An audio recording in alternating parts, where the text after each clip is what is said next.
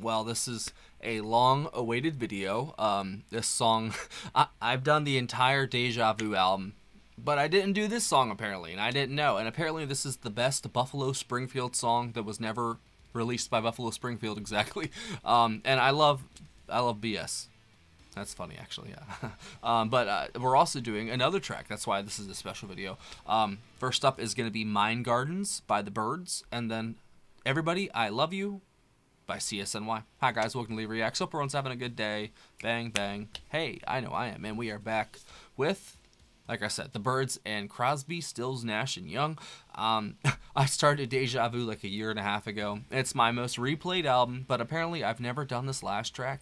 And I'm a good boy. I've never heard it. I always stop things beforehand. And I actually never really get this far into the album, like past Woodstock and stuff like that, because the shower is usually over by then. This is my shower album. I'm not going to lie. So like I said, first up is Mind Gardens by the Byrds, which came out in 1967. This was I guess it was like a bonus track. It wasn't on the original release, I'm guessing. I don't see it on here, but it's on the 1996 reissue, and it was written by David Crosby. And of course, I think Everybody I Love You was that a Neil Young song, or is it just, I don't know. I guess we're going to find out, though. So don't forget to leave a like, comment, and subscribe. I'm going to leave my playlist for CSNY up there. I basically covered every song by them, except this one.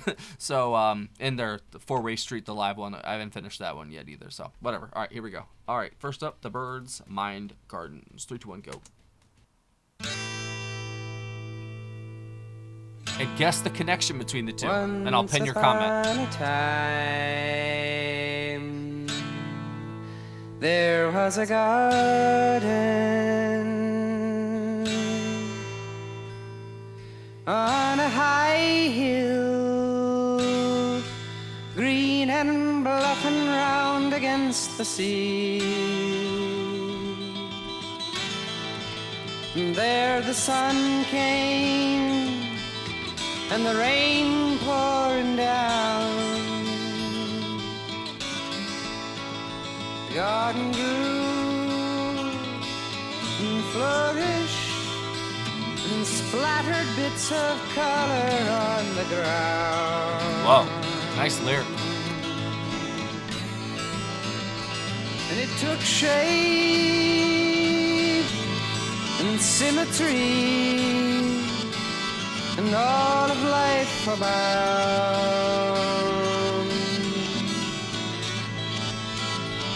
But there came winds, driven and howling. There came snow. Whoa. And I feared for the garden. It's like Revolution 9 a little bit.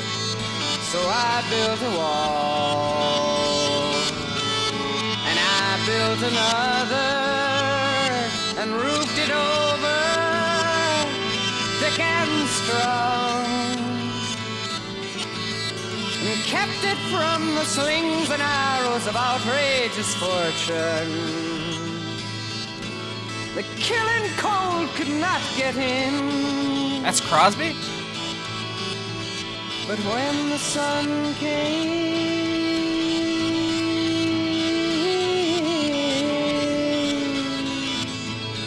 This is and the trippy. gentle rain of spring,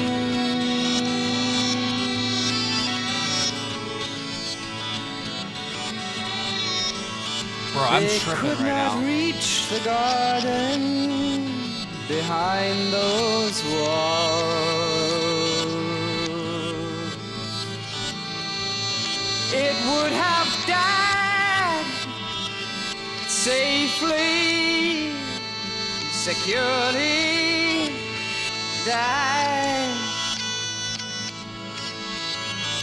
But as I watched,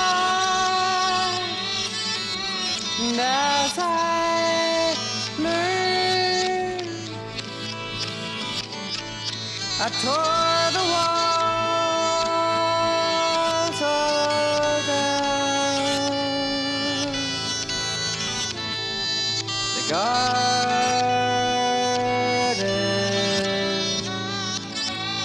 still lives.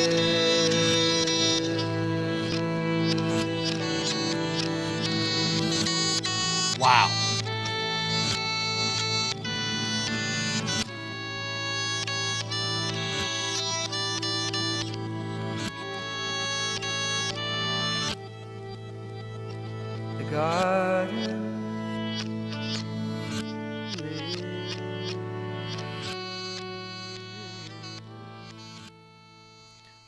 That was a trip. Everybody, I love you. Oh yeah, I gotta look up and see whose song it was. No, you got to run. No, you got to hide.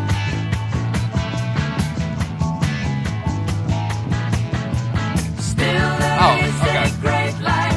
The Stills and Young who wrote it. Within your eyes.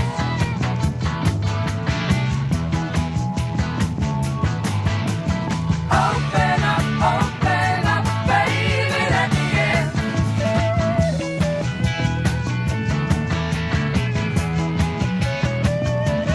You expect for me to love you when you hate yourself, my friend. La la la la la la la la la la. Yep, Buffalo Springfield right there.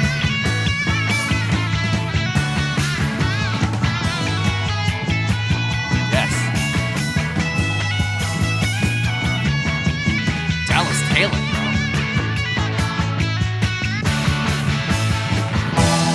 Everybody, I love you. Everybody, I do. Though your heart is an anchor, I need your love to get through. Oh, yeah, I really do now. When I tell you I love you, Oh, I love that harmony. Oh. you can believe that it's true. Oh, yes, it is. Everybody, What? I love you. Everybody, I do. Oh, yes, I really do now. Oh man, that's not fair. That was so good. It's funny, the first one was like 3 minutes long and it felt like it was 7 minutes long, and then the second one was only like 2 minutes long and felt like it was 30 seconds long. But I guess that's just how it goes sometimes. Man, that's a very interesting combo. It's they kind of went together in a way if you're looking at it in the right angle. And like I said in the video, I don't know if you heard me or not, if you can decipher what the connection between these two songs are, obvious or not obvious, leave it down below in a comment. And my favorite response, or the correct one, I will pin it for you. And I'll give you a thumbs up. Man, that was excellent. Mind Gardens was like a trippy song. It was almost like the more psychedelic aspects of the Rolling Stones and the Beatles mixed with like a little bit of the Byrds. Like it didn't really sound like the Byrds at all. At least the stuff I've heard, and I've only heard probably under 10 songs of theirs, you know, so I don't know their full catalog, but I know Crosby, I know McGuinn, and I don't know, that was a very different track for them, and I think that was a bold artistic choice to like really go heavy into like those tape loops and the delays and the stuff. It was very interesting. I'll have to see what they were actually using for it, but the equipment and the sound was very, very cool. It was very choppy at points, but I think they were trying to do that on purpose. It literally does feel like an LSD trip at points, because like I honestly felt like I was seeing trails and stuff, and that's why I was looking off to the side. I'm like, bro, I'm tripping right now. But audio does that, man. We don't even realize the power that sound and music, especially because music is the ultimate evolution of sound. It's a combination, almost a chorus of sounds. You know, that's what music is. It's a bunch of different sounds put together to make something appeasing or whatever, appealing to the human ear and to the mind and to the soul, man. And that song, it almost speaks to a higher version of yourself. Like I didn't exactly get something from it personally, like physically, but I feel like spiritually I got something from it, but I just can't really explain it. It's kind of hard to articulate properly.